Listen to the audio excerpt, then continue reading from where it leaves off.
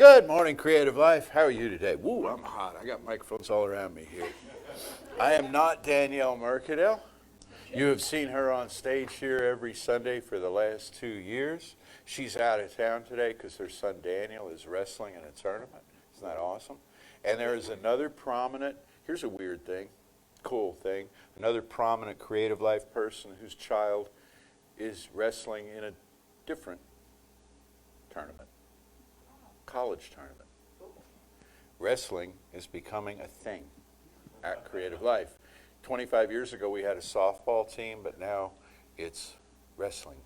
And so next Sunday on this stage, Jeffrey and I we're throwing down. Where's the bookie? Yeah, that's right. Look at all that money changing hands out there. So I welcome you here to our Love Weekend service, Sunday, January the 13th, 2022. And very special event coming up this Wednesday night, a soul session conversation with Dr. Tracy Brown and me.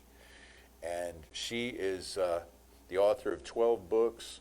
Best known among them is Stained Glass Spirit. It has to do with diversity and inclusion in worship spaces. It's been said that the most segregated hour in America is 11 o'clock Sunday morning. And how do we heal that beyond just, well, our doors are open to whoever happens to show up? How do we actively engage the wider community around us? This is part of her work, anti-racism.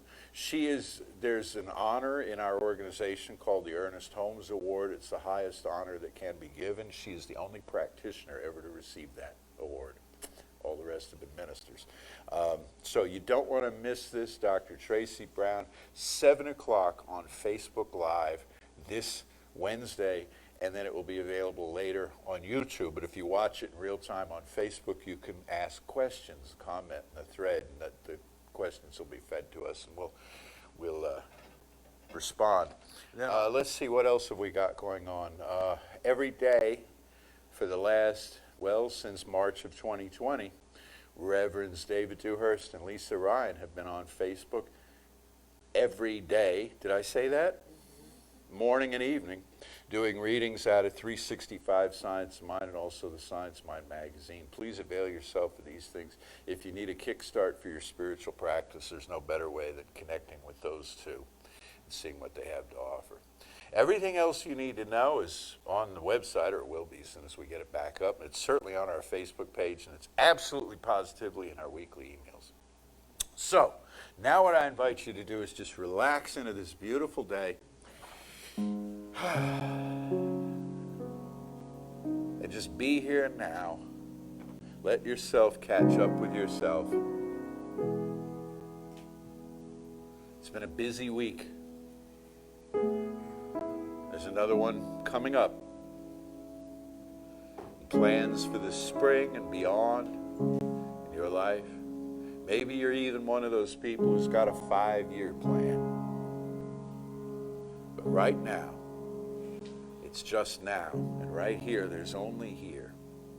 Nowhere else to be, nothing else to do. And I invite you to notice your breath. Breathe in slowly and gently, and hold it for just a moment, and let it go. And again, breathe in slowly, deeply, and hold that breath, and let it go. And now at the count of 3, we'll all breathe in together. 1, 2, 3. Breathe in, and hold a moment, and release. And now our breathing is in sync. Now our hearts beat as one.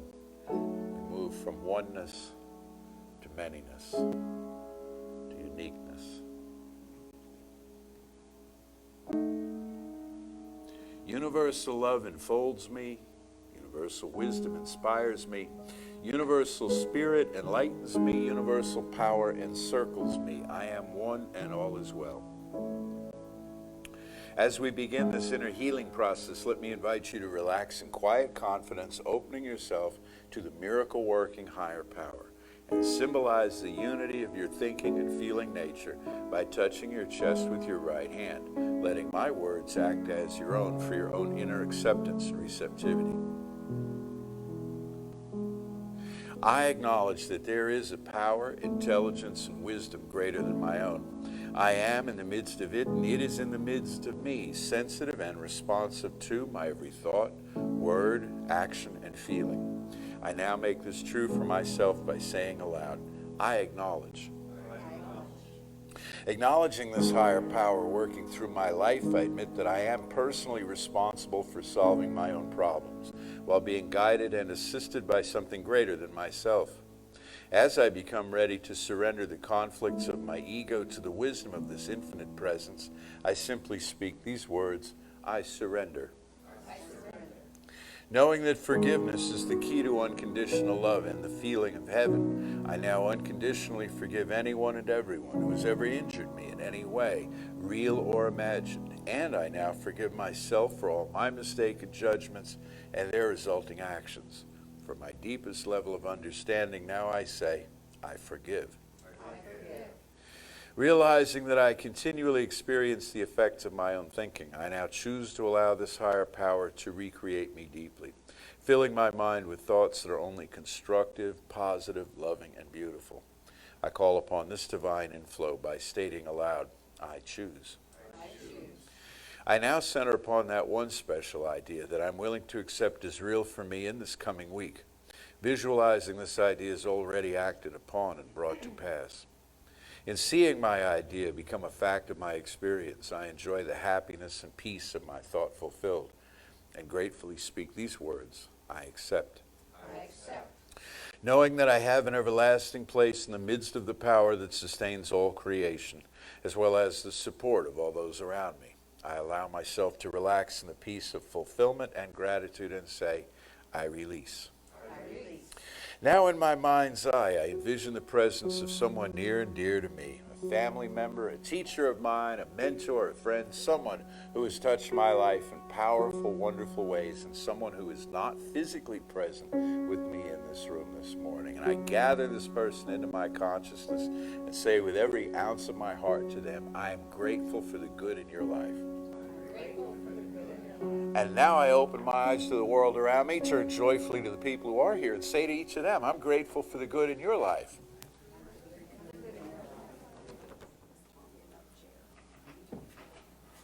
Me again. Back at you.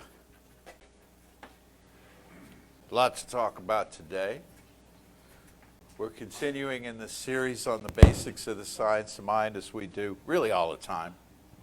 But working out of a book called 10 Ideas That Make a Difference. This is in the book study that Sarah's doing online through, I think, the 2nd of March. And it's Love Weekend, so we're talking about love, human love, divine love, one universal intelligence, and it's Black History Month. And I think what I'll do, I've been sorting like what order. That's what I spend a lot of my time doing, is sorting what order to put stuff in these talks. And I think I'll start with this. Somebody who showed me a lot of love, and showed a lot of other people too. A lot of love for life, a lot of love for learning. So I have a book to recommend to you. Okay? It's hard to find. It's been out of print for a really long time. But I snagged one. Didn't cost a fortune. And you can too if you like. Or I can just tell you about what's in it. You know. And it's called In Wisdom Thou Hast Made Them. This is the book. Okay? By the Reverend Mother Ruth C.H.S. This is not Ruth Catalona. Ruth Catalona is watching today. We love Ruth Catalona. This is a different Ruth. This is a different Ruth. This is a woman. This is a story I've told in some classes, but I don't know that I've told it on a Sunday before. And if I have, it won't hurt you to hear it again. But in this book, is a story of a remarkable person, and it's also one of those books. You want something on goal setting and achieving? Here you are. You want something on overcoming adversity? Here you are. You want something about how faith has feet? Like we just heard in that song, prayer isn't enough, or we'd have had peace by now. Prayer has to be followed by action. In my way of looking at things, action is a continuation of prayer. It's not prayer stops and action starts, but it flows into action. Anyway, if you want all of that and a ripping good tale, in wisdom thou hast made them. Her name was Ruth Younger. She was biracial, raised in Harlem. And her family went to the Episcopal Church, and she decided that at some point in time that she wanted to become an Episcopal nun. And there are such things. And so she petitioned an order for admission as a young woman. And because she had African blood, this being in the 1940s, she was rejected. So she left the country for a while, joined an existing order that welcomed her in Canada, enrolled in the University of Toronto, received her degree, came back to New York City, and founded her own order of nuns called the Community of the Holy Spirit in the Anglican Church. Went to the Bishop of New York and said, I want to start a school as close to Harlem, if not in Harlem, as close to Harlem as I can get. And the Bishop in New York, they fundraised, and they bought a row of brownstones on West 113th Street and created St. Hilda's and St. Hugh's School. How I know all this is I went there for 9 years. And so the first 9 years of my education were spent in the company of this woman and her order of nuns and various lay teachers that they hired as well, and an amazing array of kids from every ethnicity you can imagine who were part of Columbia University. Their parents were faculty or staff at Columbia, or they were at the UN, or they were somewhere involved in education, and a lot of them in medicine. And a lot of my classmates from that school went into medicine, as it happened. But the story is one of not just overcoming, but thriving, wanting to give it away, wanting to give the gift of learning and love and kindness away, and wanting to model something. It's one thing to say, oh, I wish everybody in this life could get along, and I wish everybody'd be nicer to everybody else. But how about you create a space where this can actually be modeled? And this was what took place there. So I recommend this book to you. Fantastic story. They should turn it into a movie. They really should. Maybe that's something I'll throw myself into. I don't know. But she stood about this tall, and these nuns wore full habits.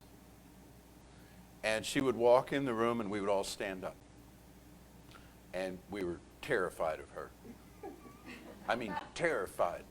Kids who stood twice as tall as she did were terrified of this woman, and she never had an unkind word for anybody. But she just exuded real authority, and real authority means knowing who you are and knowing what you're about. And she enjoyed fun and a little bit of silliness, but not nonsense. And so she drew this line, and you knew where the line was drawn. So I salute her, not just in Black History Month, but every month, for this incredible formative influence that she had on me and people that I know, that I knew back then and still know, and on the whole city. That school still exists. It was K-12 when I went there. Now it's K-6. And they built a new building in 1967, right in the middle of the time I was there. And it's worth looking up. So I tell you about this because this is an example of love with feet, love on the go, love in action. Man, one of the most misunderstood things in a religious setting is love. God, you hear God loves you.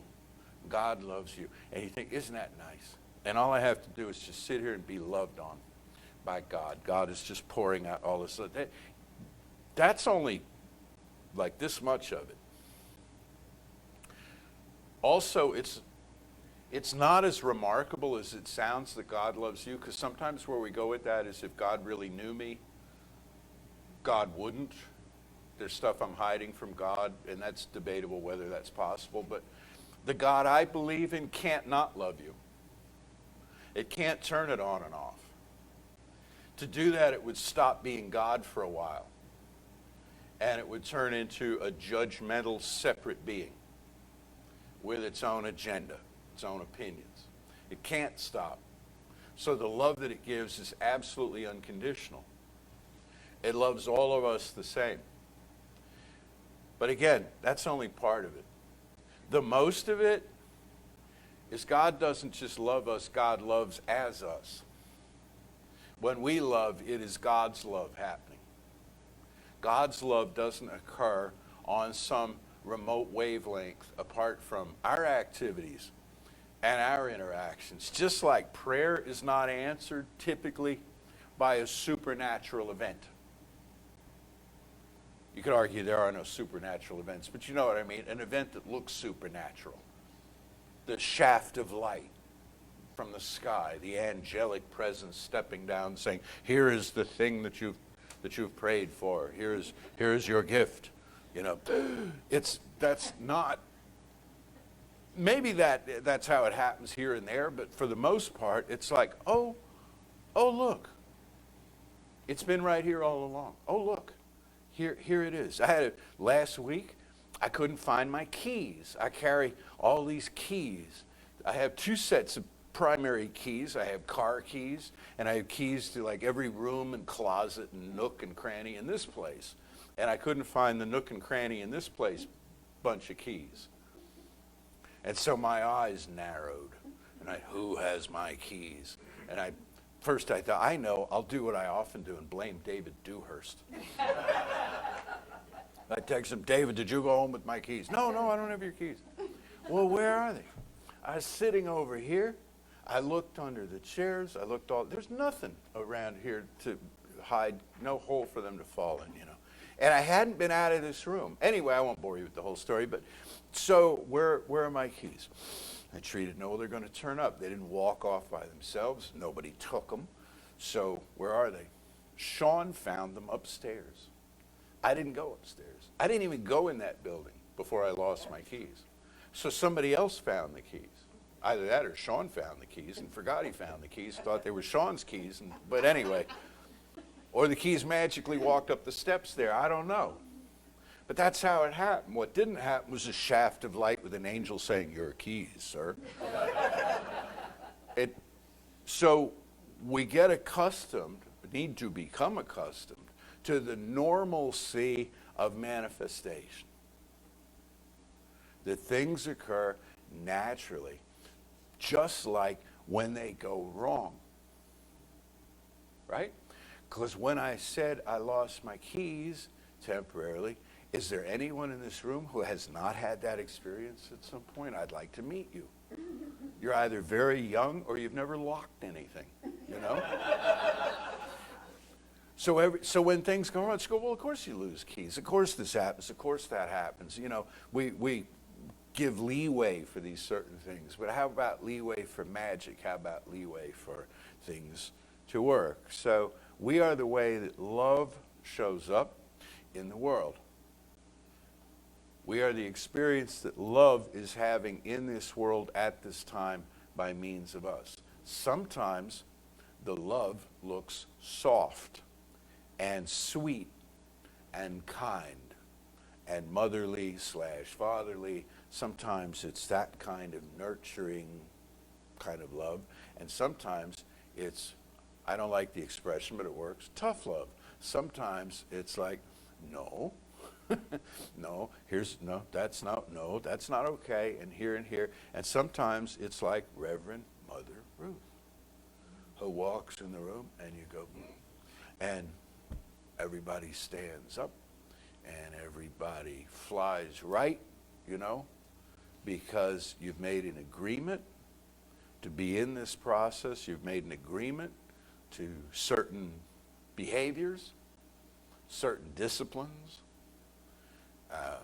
In your work life, You have boundaries that you set. You have an agreement with your employer that you're going to show up and you're going to accomplish certain things, and an understanding that if you stop doing that, the agreement gets to be kind of remanufactured, you know.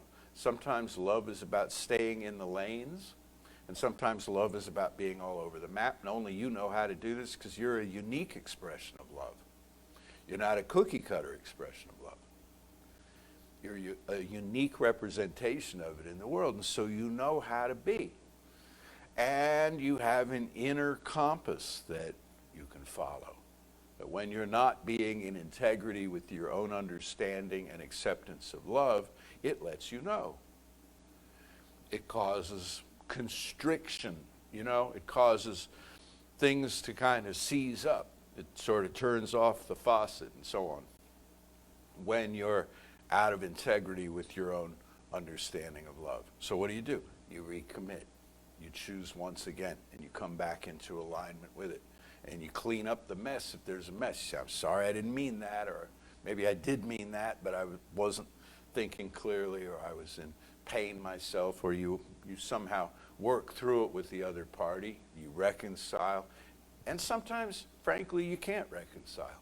Sometimes all you can do is clean it up the best you can and move on in the experience of life.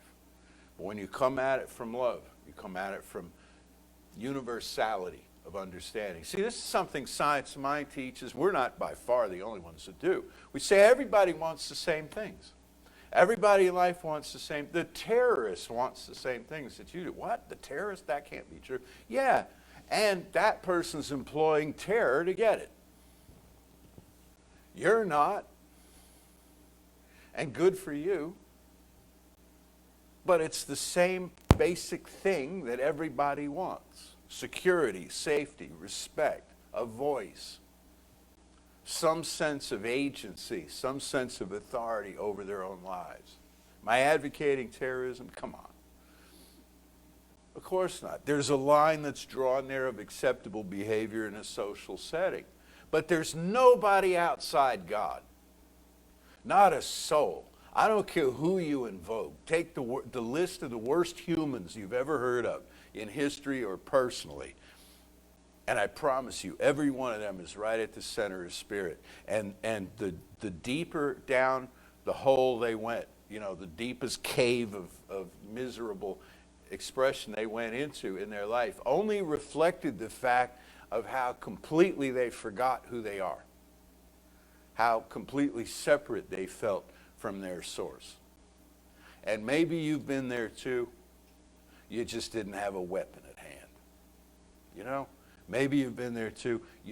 There was a certain social veneer or some kind of set of agreements that you made in your life that you didn't cross that line. Maybe you've been that miserable. Maybe you've been that unhappy. But you were right at the center of spirit. And so are the struggling, and so are the poor, and so are the hungry, and so are the sick. Everybody is right at the center of spirit. So what do we do about this? We all want to take action. First thing we do is recognize what I just said. That everybody is already at the center of spirit. We don't have to put them there. We don't have to, for one thing, we don't have to sweep them into the right religion. You know, this way, right? You stop reading that, start reading this. Here. Read about her. No, it's, you know, that's a game we play with each other. Well, it's, you know, my God can beat up your God, that kind of thing. No, we recognize that everybody's already at the center of spirit, and we bless them, and we bless them. And we bless those who persecute us. We forgive those who wish us harm. What does that do? Puts us in the wavelength of real spiritual power. You know, I love the fact that, and we're coming up eventually into Lent, and then to Easter. And Easter, the week preceding Easter, and all of the rich stories found therein. But when we just had last week, I think it was, the feast of the presentation at the temple. And when Jesus was presented at the table around what would have been the time of his bar mitzvah, before he disappeared from history for 18 years, you know.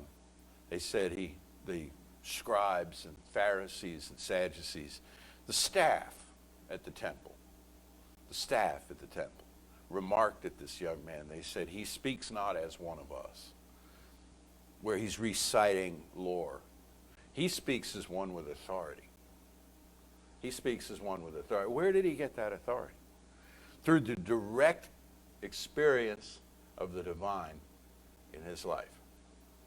If you want to know God's love, there are many ways, many portals through which it can be felt. If you want to know God's expression of love in the world by means of you, many portals you can walk through.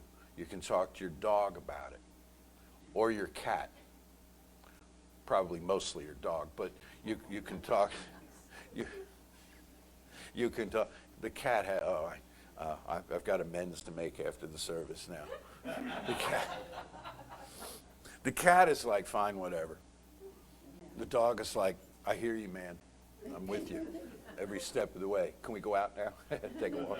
So, but really, your animals, your humans, your children, your music, your art, your culture, all of these things are portals to the experience of love as you in the world. But they change. The dog can bite. The cat can lose interest. The kids grow up. The friends move away. All of these things are in flux. But one thing, and that's the place to go. That's the place to go first, last, and always. And that's directly to the source of your own being, which is the divine within. When you read this woman's story, if you read this woman's story, Reverend Mother Ruth, she was lied to, she was betrayed, she was helped by a number of people. Things went this way, things went that way. She had the economic climate to face. She had the difficulty in the New York market of getting buildings, and how do you pull together a school? You know, I mean, that's a lot of work and so many moving parts. And she created a whole order of nuns, almost every one of whom got her PhD. Almost every one of whom. How do you do that? She probably was on the verge of giving up many times, or downsizing her vision, scaling it back in some way. But she went to the source of her own being. So when I was a little kid, before I knew what was going on, and I watched this woman and the women around her, who were our teachers and our support system in that school, before I knew what was going on, what I was witnessing was a bunch of people with a powerful personal spiritual practice who were going to the God of their understanding, an understanding away from which I moved of my own free will and accord into an understanding such as the one I'm giving you here today, that is not an Episcopalian message, but it's certainly not an anti-Episcopalian message, and it's probably more in sync than it isn't, but you get my drift. But I watched people, in short, walk their talk.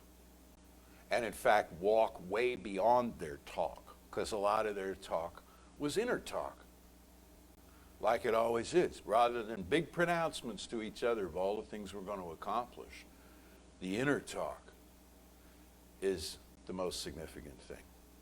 And so the cultivation of a regular spiritual practice facilitates the experience and expression of love in the world. Sometimes love is just letting stuff go by. Sometimes it's just carry on. People are driving a little wild these days, you may have noticed. Just go ahead on. God bless you. Love you. Instead of you jerk, you know, I'm going to race you or something. No, let it go. Let it go. Off you go. To your highest good, and I mean that without any snark behind it, your highest good, you know, right? The air quote thing. Okay? No, sincerely, you know, sincerely, let it go, let it go, let it go, let it go. And then when it's time to take a stand, you know where to take a stand, and very often you'll find that your taking a stand is about supporting the rights of others. Very often you'll find that. So I want to read to you now from the 10 Ideas book, this little passage of Holmes, riff on it briefly, and then we'll close with a prayer as we do. This is from chapter 7, The Quest for Happiness in 10 Ideas. This book is available. It's out of print, but there are used copies online. Plus, you can get a free PDF from us if you just request it. Sarah has them. I have them because it's in the public domain. Everyone wishes to have a friend, to be a friend, and everybody wants to be happy. Surely it is intended that we all live together in peace and prosperity. There is a way by which this can be brought about. First of all, we must do away with all prejudice and learn to respect each other. We must come to know the needs of others and to realize that at the base of everyone's life, there is a sincere desire to love and to be loved. This is what I'm talking about. To let go of prejudice. It's easy to let go of prejudice. Prejudice means don't prejudge. We can stop prejudice. We can stop the prejudice in ourselves. Whoops, I'm starting to prejudge. I'm not going to do that. There. No prejudice. I'll take you as I find you. There. No prejudice. You're a unique expression of spirit. Everyone is. No prejudice. So bring it on. Be who you are. Speak your mind and heart. And I'll listen. There. No prejudice. Now, if I'm doing that, person next to me says, hey, I'm tired of carrying the weight of prejudice around with me too, so I'm going to start doing that as well. Now there's 2 of us, and then there's 3, and then there's 12, and then there's a neighborhood. And you see where this goes? And can it really be that easy? Of course it can, because we had to learn it one at a time, but we can unlearn it one at a time. And then it all begins to work. And then there's delight, and there's joy in life, and there's happiness, and there's lightheartedness in life, and you can see the silliness in life, which is a big part of my life. I love the silliness in life. It's just great. There's a game today. The whole thing is silly to me because there's not a Houston team in it. One day there will be. One year, one magical year there'll be, and won't that be fun? There'll be a Houston team in the Super Bowl, but this year it's the Beagles and the Lambs or something. I don't know who they are. And everybody's all excited about it, and it's silly and it's fun, and the halftime show is going to be amazing. And the commercials will be funny and all of the rest of this. And speaking of lambs, have you seen there is a YouTube? No, it's not YouTube. There's a Twitter, I think, video going around. Lisa's poised to find it. She's on the edge of her chair. She's got her fingers right on the keyboard. What is this? These people have an in-ground trampoline in their backyard, and a sheep wandered onto it. This sheep. And the sheep is now if the sheep, there's a life message in this. If the sheep just kept walking, it would walk right off of the trampoline. But it doesn't do that. It hops. And when it hops, it goes straight up in the air. And it does this, and it has this implacable, impassive sheep face where you can't tell, is it enjoying this? Is it terrified by this? You just don't know. And I thought that is a perfect metaphor for life. First of all, just keep walking. If life bounces you one way or another, life seems to toss you up in the air, just when your feet hit the ground, just keep walking, and you'll walk off the rough spot, the crazy place in your life, onto solid ground. Look for the amazing delight in life. If that isn't exciting enough to you, the sheep on the trampoline. I saw another one that shows what happens when a fire hydrant explodes in sub-zero temperature. And that's exciting to see too. Nobody was harmed in the making of this. But there is a blue geyser about 20 feet tall and about yay wide, where the fire hydrant used to be. And it's amazing. It looks like a big kind of blueberry popsicle come up out of the ground. This is how I love my life. This is how I do. You know, you hear these things, you see these things, you have these channels of information coming to you where it's silly and it's beautiful and it's sometimes profound, and sometimes you just get tears and you just don't know why. You don't know why. And you say, no, is this sad? Is this poignant? Is it reminding me? I don't know. But there are the tears. And finally this, Julian of Norwich, the medieval mystic. David texted me, Matthew Fox has a new book out of her writings from the time of pandemic in the 14th century. She was like Reverend Mother. She was a nun. She was, I believe, an anchorite nun, which means secluded, not cloistered with other nuns in an abbey, but privately by herself. And she had an expression that tears are the aroma of holy work. Tears are the aroma of holy work. Tears of love, tears of joy coming out the front of your face, you know. Bless and cleanse and heal and all. So it's a powerful time, this consciousness of love going on now. It's way beyond greeting cards and candy and flowers and all, you know, just the external trappings of it. It's a deep, powerful time to feel our connection to the great love with a capital L that is Spirit, having this experience in the world by means of us. So let's know together now, there is one life, there is one love, one love. That's a great song, One Love. One power moving through each of us.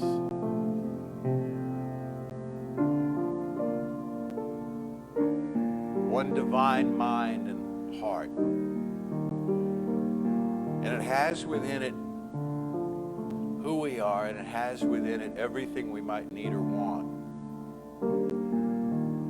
to fulfill our dreams and our self-created destiny. And Spirit has not created us alone. Singly, yes, but not abandoned. It has instead placed us in an experience with vibrant life, teeming with life, other humans, animals, plants, nature, clouds in the sky, all of this combining, as well as our opinions of all of these things, our individual takes on each of these things, as expressed artistically, musically, through literature, poetry, dance. We are surrounded by exuberant love. And I invite us to know this and to feel it and to let it flow unrestrictedly through us. For this knowing, for this sweet time together, for this day of love, in this center of love, I am so deeply grateful. I release this word now into the infinite, calling it done, and so it is. And so it is.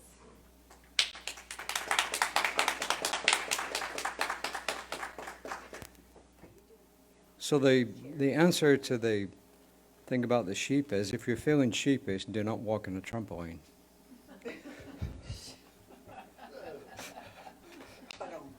I could not resist that. But on a more serious note, the Matthew Fox book on Julian of Norwich is called Wisdom in a Time of Pandemic and Beyond. Wisdom in a Time of Pandemic and Beyond. Check that out. So as we come up to giving time, and our usher goes to pick up the basket there, yeah, just remember that it takes a lot of money to keep this center going. Even though we're meeting hybrid right now, it costs money. There's lights on here, there's fans going, there's heating in the summer, there's air conditioning. We have 2 buildings that we have to upkeep. It does take a lot of money. So just remember that, and if you can be generous with us, we would really appreciate it. We appreciate what you give. We appreciate whether it's in money, whether it's in time. But please remember us, you know, in a time like this. It would be really appreciated. I don't see anybody new in the room. I don't see anybody here for the first time in the room. If you're new online, just put a note in the chat and Reverend Lisa will respond. So now please say with me, divine love through me blesses and multiplies all the good I am and have. All that give, I give and receive. I am prosperous now, and so it is. And I'm going to tell you right now, I miss Danielle. Yes, my fingers were poised. Yes, I did find the video of the sheep. I also found both books. If Amazon is not your choice, at least you can go from there because there are several fine book vendors out there. And I did find the link to Reverend Ruth, to the school. So please, if you are in the room and want all of these links, go back to the video today. Danielle works very hard to get those links in there. I did do that today. So please, when Jesse mentions things like this, we try and put links up. If we can find them, please feel free to go back, look at these links, and really enjoy them. And then I'm going to put a link up later, maybe right after the service, to our website for a thing that I read this morning that ties right into the idea of love, about a woman named Polly Murray. I've never heard of her until today. I'm sure nobody in the room has heard of her. And I would like you to now hear of her and go read this thing about her, because she was, without knowing it, instrumental to the takedown of the Jim Crow era separate but equal laws. It was her idea to challenge not the equal part, but the separate. So that's what I'm challenging right here, right now with you today. I'm challenging the separate part. Because too often that's exactly where we go. We are separate. We all heard Reverend Jesse say, God can't judge. Why can't God judge? Because God can't separate. So I challenge that separate part. We are not separate. We are all one. It's an illusion. The separation is an illusion. We need each other to thrive. Not just to survive, but to thrive. We need each other. We are one great big living organism on a marble hurtling through space. We need each other. So, there is one life, one power, one presence, one love. And I am knowing that expression of love, that unique expression of love that walks this world in the form of Lisa. Just as I am knowing that unique expression of love that walks around knowing itself as you. Be that Thomas, be that Shirley, be that Jeffrey, be that Melody, be that Kim, be that Jesse, be that David. And all those other names that I don't know. Like that expression of love that I didn't know, Polly Murray. And I stand here now knowing that separation is an illusion, that love is the truth, that oneness is the truth, that we walk through this life holding each other in that love, in that expression of love, and that we know the 7 loves. The brotherly love, the sibling love, the unconditional love, the divine love, the romantic love. And that we practice each one of those on ourselves and each other, especially the divine love. So I commend to you divine love. I commend to you the idea that we are all one. And I know this, and I feel this, and I see this, and I taste this, and I touch this, and I stretch out into it, holding your spiritual hand. Always.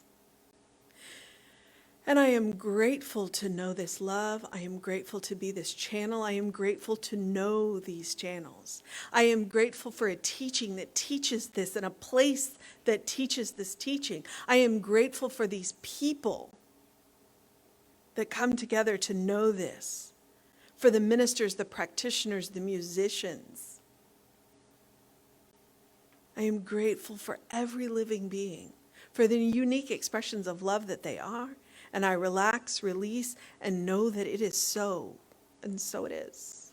So it is. Say with me now, something wonderful is happening through me. Something wonderful is happening through me. I feel it in my body. I feel it in my body. I feel it in my mind. I feel it in my mind. I feel it in everything I am. I feel it in everything I am. I choose it. I choose it. I trust it. I trust it. I use it. I use it. And I love it. And I love it. So it is. And so it is.